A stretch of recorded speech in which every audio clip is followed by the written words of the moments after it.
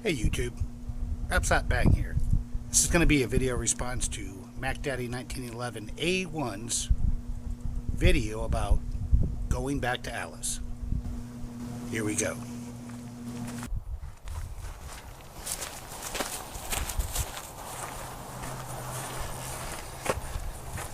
Alright guys, this is a standard Alice pack, large, basically the same type that everybody else has. Essentially a few of the modifications that I've done to this thing to make it a little bit more camping, canoeing friendly. Obviously this pack has multiple rolls that can be used multiple different ways depending upon your mission statement or your weekend adventure. But a couple of things that I did personally are the same mods that a lot of other people have done as well. You'll see here in the front, I went ahead and I did the fast deck buckle, but I did a double buckle too at the same time, which allows me to go ahead and buckle down my sleeping roll if I chose to keep my sleeping roll. I don't like my sleeping roll itself attached to the top or to where I have to completely remove everything to get to it. So that's one of the quick little mods.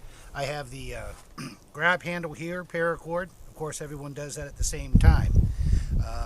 These pouches that I carry are all Molly pouches. This one here, this one here, this one here. And of course my 100-ounce hydration bladder is all Molly compatible. The reason that that's there is because on the inside I carry a web belt. And at any given time, if this pack becomes too heavy, I can go ahead and use that belt, take these pouches off, and get some of the weight off the actual Alice pack itself. On the right side, I carry an SOG Tomahawk. Once again, this is more of a camping / canoeing type of a Alice pack. This I use obviously for a day-to-day basis when it comes to when I'm out canoeing, if I'm setting up a camp, whatever the case may be. And I also carry a USMC fighting knife. This is my K-bar.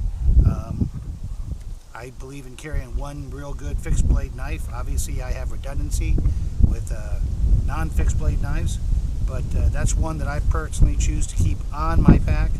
Once again, that's something that can be removed. Either of the components can be removed and put on the web belt to lighten up the pack itself. On this side over here, this is a Sandic saw. I believe it's made in Sweden. I've had it for years. This thing is fantastic. Enough really can't be said about it as far as its reliability, how sharp it stays. Never ever had to sharpen it, and it'll make short work of about any of the things out there that you do need to cut. I do have the standard straps here. One other thing that I did do is I did put a sternum strap in, which does help as far as going ahead and keeping the straps in place. So I thought it was an improvement myself, and I've taken advantage of it, and it's worked out quite nicely.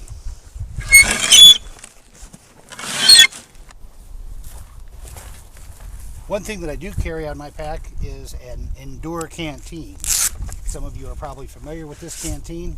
It's a standard 1-quart canteen, but inside the canteen there is a filter. This filter here is designed to go ahead and filter out all the impurities that you'll find inside any of the rivers. Obviously you're going to choose to have as clean as water as possible to start with, but this here is a good fillet. Go ahead and pop the top. You can drink out of it, you know, if you're looking to go ahead and get your water supply on a very quick basis.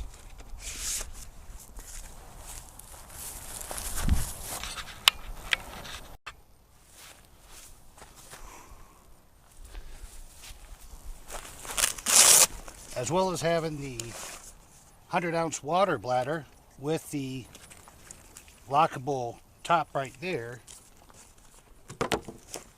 I carry an additional canteen, standard GISU canteen. Of course, I'm going to have the canteen cup and stove in here at the same time. This pouch right here that I have, inside I carry an additional pouch. Inside this pouch are going to be the basic necessities: a pair of binoculars, compass, moleskin, small first aid kit, garbage bags, but we can get into that at a later date. Inside this one right here, This is going to be my first aid pouch, Israeli bandage, tourniquet, tape, band-aids, things along those lines that are going to go ahead and take care of some of your minor injuries. I don't have quick clot. I don't have anything of that nature just yet. But once again, like I said, this is more of a canoe bag or camping bag than it is a tactical I'm going to battle tomorrow bag. Not I'm saying that it cannot be changed for such things, but right now, being we're not at war with, well, as I said, right now, being it doesn't have to be used as a battle bag or a battle pack, no sense in having it set up that way at this time.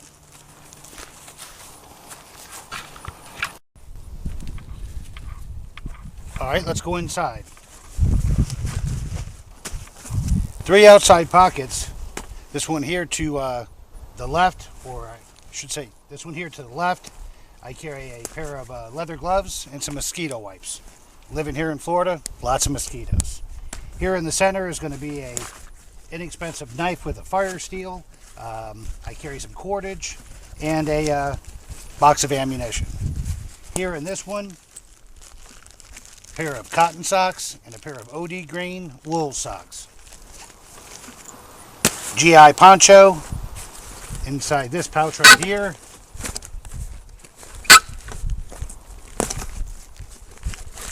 Almighty toilet paper.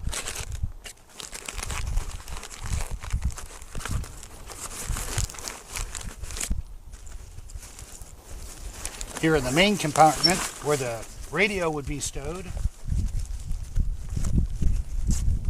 that is my food compartment. Ramen noodles, extra things from MREs. This is all my waterproof food, tuna, things along those lines, nutrition bars. Everything's all waterproofed and tight.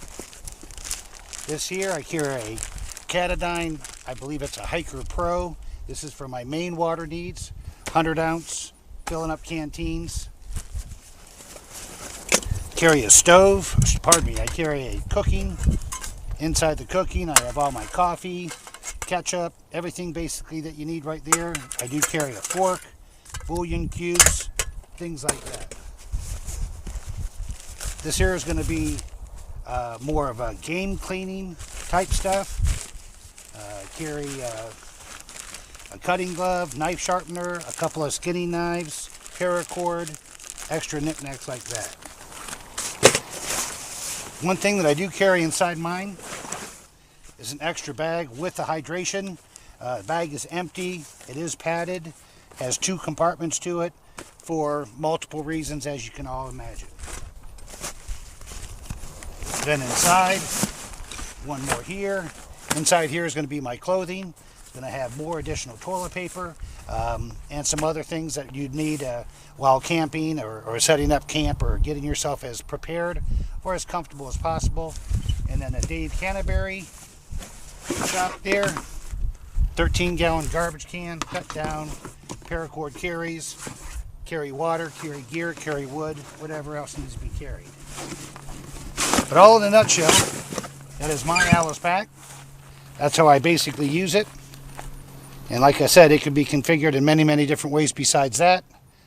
But if I give anyone a suggestion or possibly something else that they want to do, possibly change, great, please use it. These are some modifications that other people have done that I have copied. I don't recall who they were, otherwise I'd give the appropriate shout outs. But if you can put them to use, please do. As far as going back to Alice, the medium frame Alice or the medium bag Alice was always what I did carry. This is a new acquiry of mine. I went to the large. I enjoy it, like it more. There's a lot of extra room to it. While my pack weight has not changed, the amount of room that I have is a whole lot better.